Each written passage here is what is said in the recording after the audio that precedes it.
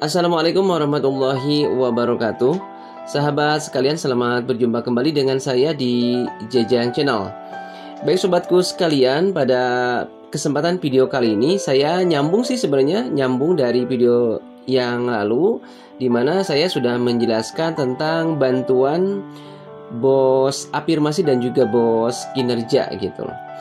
Nah, kemudian ada teman-teman yang bertanya kepada saya perihal kejelasan dari bos afirmasi dan juga bos kinerja. Apakah setiap madrasah yang sudah sesuai dengan kriteria sebagaimana disebutkan dalam Juknis itu dipastikan akan mendapatkan bantuan afirmasi dan juga kinerja, kayak gitulah intinya. Sobatku sekalian, sebelum dilanjut, buat sobat sekalian yang baru saja singgah di channel ini, untuk subscribe terlebih dahulu dan juga aktifkan tombol lonceng notifikasinya. Baik, untuk membahas pertanyaan dari sahabat kita akan langsung melihat ke Juknisnya ya, ke keputusan Dirjen Pendis nomor 5401. Di sini disebutkan bahwasanya besaran alokasi, kemudian juga sasaran, kemudian kriteria gitu ya, sudah dijelaskan di sini. Di mana untuk alokasi anggaran dana bantuan kinerja dipastikan itu akan dialokasikan di tahun 2022 ya, sobat sekalian. Jadi untuk bos bantuan kinerja ini tidak akan dialokasikan di tahun 2021, tapi akan dialokasikan di tahun 2022. Lalu kemudian untuk alokasi bantuan afirmasi dijelaskan nih di Juknisnya bahwasannya dibagi dua tahap ya, dua kelompok maksudnya kayak gitu. Nah, kelompok pertama yang dipastikan itu adalah madrasah yang menjadi sasaran uji coba. Nah, banyaknya madrasah itu ada 33 madrasah gitu ya. Dan sama gitu ya, ke-33 madrasah itu akan sama mendapatkan alokasi 150 juta rupiah. Total anggarannya 4,95 miliar.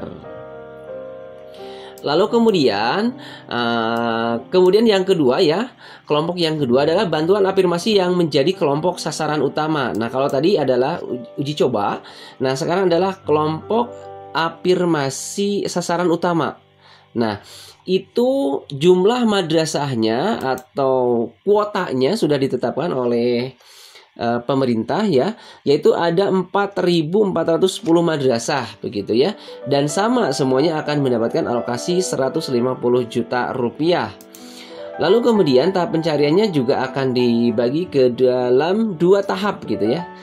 Tahap pertama 60%-nya, kemudian tahap yang kedua 40% dari total anggaran gitu ya, dari total anggaran 150 juta.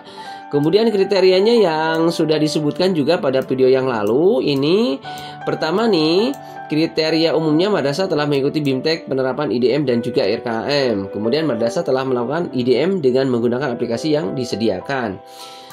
Kemudian madrasah telah menyusun RKM dengan aplikasi IRKAM. Kemudian madrasah menerima dana BOS pada tahun berjalan. Kemudian memiliki jumlah minimal 60 sampai 336 orang peserta didik untuk MI. Kemudian MTS 60 sampai 480 dan juga MA 60 sampai 540 orang. Nah, kemudian jumlah guru juga ditetapkan ini ya. Untuk MI ada 4 orang, kemudian MTS 6 orang dan MA MK 6 orang. Ini adalah madrasah yang termasuk kriteria utama gitu ya. Kemudian kriteria khususnya di sini ada hasil IDM-nya itu menurut 5 aspek gitu ya. Kemudian yaitu kedisiplinan warga madrasah, pengembangan diri, penyiapan, pelaksanaan dan penilaian proses pembelajaran, kemudian penyediaan sarana pembelajaran dan juga pengelolaan anggaran yang transparan. Lalu kemudian jumlah peserta didik berlatar belakang ekonomi lemah. Kemudian kesiapan menghadapi pembelajaran tatap muka masa COVID. Nah, kemudian jumlah ruang belajar yang dimiliki, jumlah toilet yang dimiliki. Nah, kalau bertanya tentang apakah semua kriteria yang tadi ini sesuai nih, udah sesuai nih dengan madrasah kita, apakah madrasah kita dipastikan akan mendapatkan alokasi dana bantuan afirmasi? Nah, Jawabannya adalah di sini disebutkan juga ya teman-teman sekalian. Seleksi madrasah dilakukan dengan ketentuan sebagai berikut nih. Harus dipahami nih untuk semua pengelola madrasah nih. Pertama nih, dalam hal kuota, berdasarkan anggaran yang tersedia tidak sebanding dengan jumlah madrasah calon penerima bantuan yang memenuhi kriteria umum dan kriteria khusus, maka seleksi madrasah calon penerima bantuan akan didasarkan pada urutan peringkat atau ranking madrasah secara nasional. Dari penjelasan poin pertama saja kita sudah bisa menafsirkan kayak gitulah. Jadi tidak setiap madrasah yang memang sudah sesuai dengan kriteria umum dan juga khusus yang tadi itu tidak dipastikan akan mendapatkan alokasi dana afirmasi begitu ya. Karena pemerintah juga akan meranking secara nasional begitu. Kemudian berikutnya poin yang kedua, madrasah calon penerima bantuan yang memenuhi kriteria dikelompokkan berdasarkan kuota penerima bantuan per kabupaten kota. Madrasah calon penerima bantuan yang berada dalam kelompok atau peringkat ranking tertinggi berhak untuk ditetapkan ke dalam DPNSM penerima bantuan kinerja. Sedangkan madrasah yang berada dalam kelompok peringkat atau ranking terendah berhak untuk ditetapkan ke dalam DPNSM penerima bantuan afirmasi. Nah, itu ya untuk yang poin yang kedua gitu ya.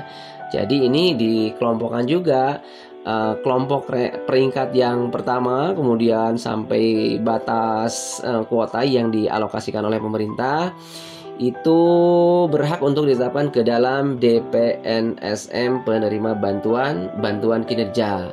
Lalu kemudian di bawahnya yang terendah itu akan mendapatkan berhak untuk ditetapkan sebagai penerima bantuan afirmasi. Jadi kelompok yang tertinggi gitu, capaian standar nasional pendidikannya itu akan menjadi penerima bantuan kinerja. Kemudian yang terendahnya itu akan mendapatkan alokasi dana afirmasi. Kemudian yang ketiga, peringkat atau ranking sebagaimana dimaksud ditentukan berdasarkan pemenuhan kriteria umum dan kriteria khusus. Pemeringkatan terhadap calon penerima bantuan berdasarkan kriteria khusus dilakukan dengan penilaian terhadap pemenuhan indikator-indikator dengan bobot nilai tertentu yang ditetapkan oleh tim penilai. Kemudian berikutnya, penilaian khusus dalam keadaan tertentu termasuk di dalam keadaan darurat, bencana alam atau alasan lain yang dapat dipertanggungjawabkan, maka tim penilai dapat merekomendasikan calon penerima bantuan. Kemudian ini ya udah jelas lah. Jawabannya berarti tidak setiap madrasah yang memang sudah sesuai dengan kriteria umum dan juga kriteria khusus itu dipastikan akan mendapatkan alokasi dana afirmasi ataupun kinerja. Sebagaimana disebutkan yang tadi ya, jadi madrasah yang capaian standar nasionalnya tinggi itu akan ditetapkan sebagai penerima bantuan kinerja. Kemudian yang terbawah itu akan ditetapkan sebagai penerima bantuan afirmasi. Lalu kemudian ini kuota penerima bantuan tahun anggaran 2021 sebagaimana disebutkan tadi di awal gitu ya. Jadi di 2021 itu hanya untuk madrasah penerima bantuan afirmasi saja. Sedangkan kinerja itu akan dialokasikan di tahun anggaran 2022. Oke, jelas ya teman-teman sekalian. Nah, kuotanya nih sudah dikelompokkan nih sebagaimana tadi sudah disebutkan bahwasanya untuk sasaran uji coba itu semuanya ada 33 madrasah. Itu dibagi ke dalam 3 provinsi. Ada Banten, DKI Jakarta, kemudian Jawa Barat. Jumlahnya semuanya adalah ada 33 madrasah penerima sasaran uji coba. Kemudian untuk kelompok sasaran utama nih semuanya nih ada 4.400 sekian ya tadi itu. Ada 4.410 kuotanya kayak gitu. Ini secara nasional.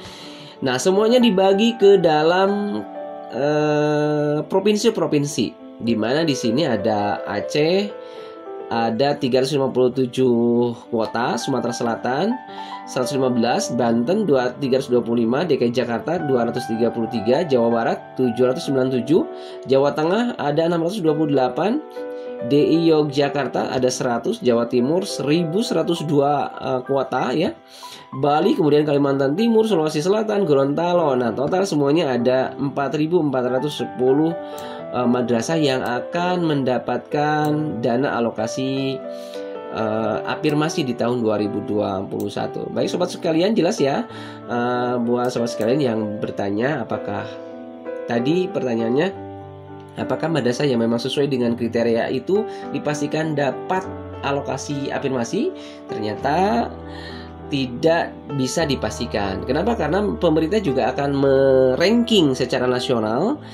Kelompok teratas itu akan dijadikan atau ditetapkan sebagai penerima dana kinerja atau bos kinerja gitu ya. Kemudian kalau misalkan yang terbawah itu akan ditetapkan sebagai penerima dana bantuan afirmasi.